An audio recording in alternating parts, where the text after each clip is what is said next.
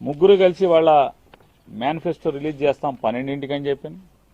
12 దగ్గర నుంచి సాయంత్రం 1, 2, 3, 4 గంటలు గడుస్తున్నా కూడా వారి మేనిఫెస్టో బయటికి రాదు. చివరికి సరే వచ్చింది మేనిఫెస్టో ఏంటంటే 2 ఫోటోలు కాస్త 3 ఫోటోలు కాస్త 2 ఫోటోలు అయ్యాయి. అంటే ఈ కూటమి సర్కస్లో ఒకసారి చూడండి. అంటే ప్రజలకు ఏదైతే వాగ్దానం చేస్తున్నారో, హామీలు ఇస్తున్నారో, ఆ హామీలకి ముగ్గురులో ఒక ఆయన సంతకం పెట్టే పరిస్థితి లేదు. అంటే ఇక్కడే అంటే వీళ్ళిద్దరూ మోసం చేస్తున్నారని మూడో అతను చెప్తున్నాడు.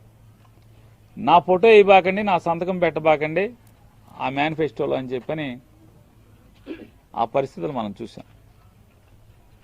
ఎందుకని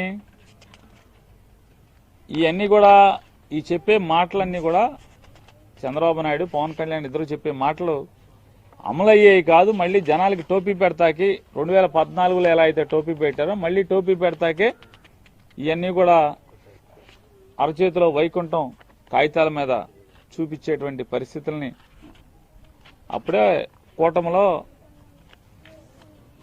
ఒక సభ్యుడు నాకు సంబంధం లేదు ఈ మేనిఫెస్టోతో అన్నాడు. సంబంధం లేదని అంటే ఈయన 1 గంటన్నర సేపు ఆడిన అబద్ధం ఆడకుండా పోసుకోలు మాటలు, అంటే జరగని మాటలు, అసత్యాలు, ఈ సొల్లు మాటల గంటన్నర సేపు మాట్లాడినటువంటి పరిస్థితులు మనం చూసాం. ఈ గంటన్నర సేపు మాట్లాడింది ఏంటంటే కనీసం 45 ఏళ్ళ ఇండస్ట్రీ, 14 ఏళ్ల ముఖ్యమంత్రి అని చెప్పుకునేటువంటి ఈ చంద్రబాబు నాయుడు, అరే 50 ఏళ్ల కుర్రాడు 5 ఏళ్ళు ముఖ్యమంత్రి చేశాడు, అనుభవం 5 ఏళ్ల అనుభవానికి జగన్మోహన్ రెడ్డి గారు మేనిఫెస్టో ఎట్లా రిలీజ్ చేశాడు? ఇదిగో 2019లో నా మేనిఫెస్టో, ఇదిగో నాకు ప్రజలు అవకాశం ఇచ్చారు, దాంట్లో మేనిఫెస్టో మొత్తాన్ని చూపిస్తూ ఈ మేనిఫెస్టోలో ఇది అమలు చేశాను, ఇది అమలు చేశాను, ఇది అమలు చేశాను, ఇది అమలు చేశాను, ఇది చేయలేకపోయాను. 99% నేను చెప్పిన హామీల్లో 99% అమలు చేశాను, 1% చేయలేకపోయాను. రాష్ట్ర ఆర్థిక స్థితిగతులు అంటే రాష్ట్రానికి సంవత్సరం ఆదాయం ఎంత వస్తుంది, ఖర్చులు ఎంత ఉంటాయి, నేను నా హామీల్ని నెరవేర్చడానికి, నేను ఇచ్చిన మాటలు 99% హామీలు నెరవేర్చడానికి 71 కోట్ల రూపాయలు సంవత్సరం నేను ఖర్చు పెట్టాను. చంద్రబాబు నాయుడు గారు నిజంగా నిజాయితీ గలవాడైతే 2014లో కూడా భారతీయ జనతా పార్టీ, పవన్ కళ్యాణ్, తెలుగుదేశం పార్టీ ముగ్గురం కలిసి మేము ఒక మేనిఫెస్టో సంతకం పెట్టి ఇంటింటికి ఇచ్చాం. ఆ మేనిఫెస్టో ఇదిగో, దాంట్లో మేము ప్రజలకి ఈ హామీలు ఇచ్చాం. ఇల్లు లేని ప్రతి పేదవాడికి 3 సెంట్లు స్థలం ఇస్తామని చెప్పాం. ఎవరికన్నా ఇచ్చామా? కొన్ని ఎన్ని లక్షల మందికి ఇచ్చాం? ఇంట్లో ఆడపిల్ల పుట్టిన ప్రతి ఆడపిల్లకి 25,000 రూపాయలు ఫిక్స్డ్ డిపాజిట్ చేశామా? ఎంతమందికి చేశాం? డ్వాక్రా అక్క చెల్లెలందరూ కూడా అప్పు తీసుకున్నటువంటి 14,000 కోట్ల రూపాయలు బేషరతుగా రుణమాఫీ చేస్తామని చెప్పాం. చేశామా? చేస్తే చేశామని.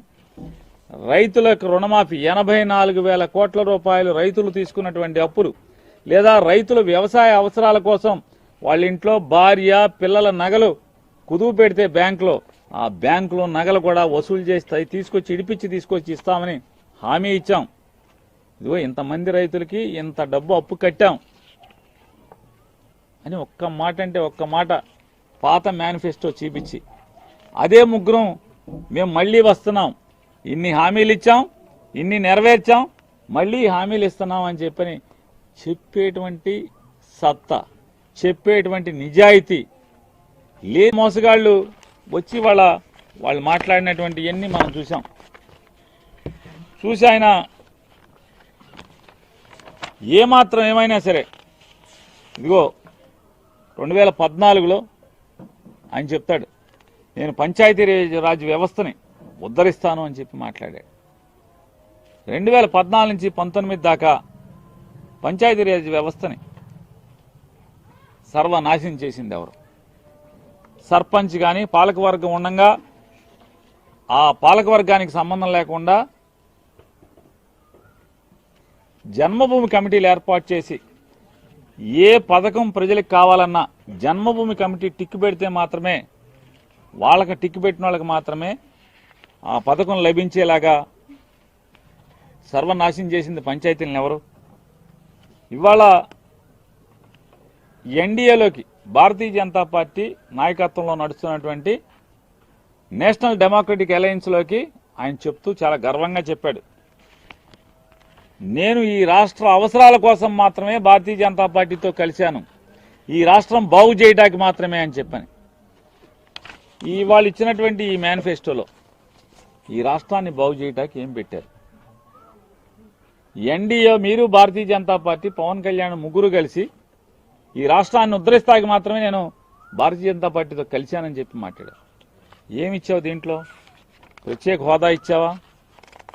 రైల్వే జోన్ ఇచ్చావా? ఎక్కడన్నా విభజన హామీలో ఉన్నటువంటి ఒక పోర్టు నిర్మాణం ఎక్కడన్నా రాశావా? లేదు కడప స్టీల్ ప్లాంట్ కడతా అని చెప్పావు, దాని గురించి ఏమైనా రాశావా? లేదు విశాఖ స్టీల్ ప్లాంట్ని అమ్మేయకుండా వేలమేయకుండా మేము దాన్ని నిలబెడతామని ఏమన్నా రాశారా? ఎందుకు ప్రజలకు చెప్పాలా? చెప్పరా మీరు? ఏం కావాలి మీకు? ఏంటంటే మమ్మల్ని ఏం ఉద్ధరిద్దామని మీరు ముగ్గురు కలిశారు. అధికారం కోసమే కదా ఈ గడ్డి గరిచింది మీరు ముగ్గురు కలిసి.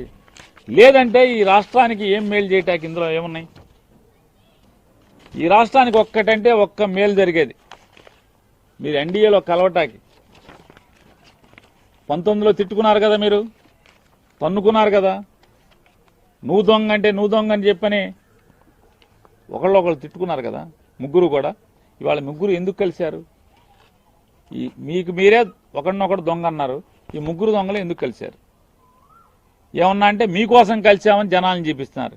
ఈ జనం కోసం ఏముంది ఇందులో? ఈ రాష్ట్రాన్ని ఉద్ధరిస్తాకి ఏం చేశారు? ఒక్కటంటే ఒక్కటి ఉందా?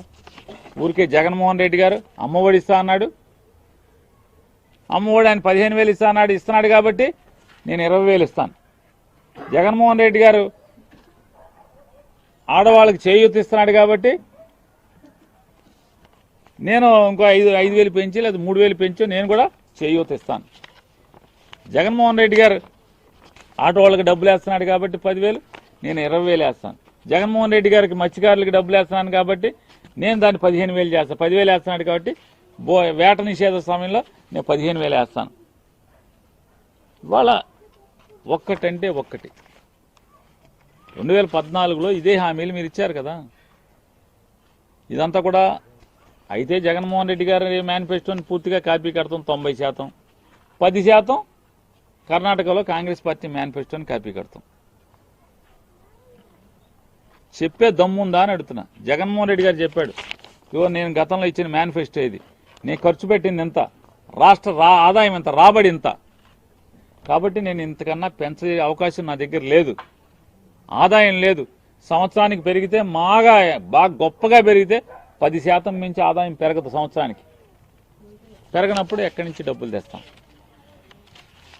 ఇవాళ జగన్ ఇచ్చిందే 71,000 కోట్ల రూపాయలు సంవత్సరానికి ఇచ్చినటువంటి ఈ పథకాల్లో ఎన్ని కష్టాలు పడి ఈ 71,000 కోట్ల రూపాయలు ప్రజలకు అందిస్తే, ఇవాళ మీ మేనిఫెస్టో దగ్గర సంవత్సరానికి 2 లక్షల కోట్ల పైచీలకు డబ్బులు మీరు ఇస్తామని హామీలు ఇస్తున్నారు. 5 ఏళ్ళు అంటే 2014లో 3 సెంట్లు స్థలం ఇస్తామని ఇవ్వకుండా ఇవాళ 2 సెంట్లు స్థలం ఇస్తామని బయలుదేరావు. అంటే జగన్మోహన్ రెడ్డి గారు సెంటు స్థలం ఇచ్చాడు 31 లక్షల మందికి కాబట్టి జనం గుండెల్లో నిలిచిపోతున్నాడు. అది జగన్ స్థలం ఇచ్చాడరా అని చెప్పని ఇల్లు లేని వాళ్ళు చాలా మంది జగన్ గుర్తుపెట్టుకుంటారేమో అని భయంతో నేను 2 సెంట్లు ఇస్తా అంట. మరి పాత 3 సెంట్లు ఏంటి? ఆ 3 ఈ 2 కలిపి 5 ఇస్తావా? పాత 3 బాకీ ఏంటి? మరి బాకీ ఉన్నావు కదా, ఈ రాష్ట్రంలో ఉన్న పేదలందరికీ కూడా బాకీ ఉన్నావు కదా. డ్వాక్రా అక్క చెల్లెలకి 14,000 కోట్లు బాకీ ఉన్నావు కదా. నీ మూలంగా కళకళలాడుతున్నటువంటి డ్వాక్రా గ్రూపులు, నిత్యం పచ్చతోరణంగా ఉండేటువంటి డ్వాక్రా గ్రూపులు, పొదుపుతో డబ్బుతో విరాజిల్లుతున్నటువంటి డ్వాక్రా గ్రూపులు నీ మూలంగా నాశనం అయిపోయినాయి కదా. నువ్వు వస్తావని టీవీ పెడితే చాలు చంద్రన్న వస్తాడు, మన బాకీ కడతాడు, అప్పులు కట్టబాకండి. మొత్తం సర్వనాశనం అయిపోయినాయి కదా గ్రూపులన్నీ, ఎవడ బాకీ కట్టలేదు కదా. ఇప్పుడు మళ్ళీ ఈ దొంగ హామీలు. పోనీ ఎలా ఈ హామీలు ఇంత అవుతాయి? జగన్మోహన్ రెడ్డి గారు చెప్పాడు కదా, ఇదిగో నేను ఇచ్చిన హామీల్లో ఇవాళ ఇస్తా, మొన్న ఇచ్చిన ఇంత అయినాయి, ఈసారి నేను ఇది ఇవ్వగలను, ఈ రాష్ట్రం ఆదాయం ఎంత, ఖర్చు ఎంత అని చెప్పాడు కదా. నువ్వు కూడా చెప్పాలి కదా, ఇదిగో నేను ఈ మేనిఫెస్టో ఇచ్చాను,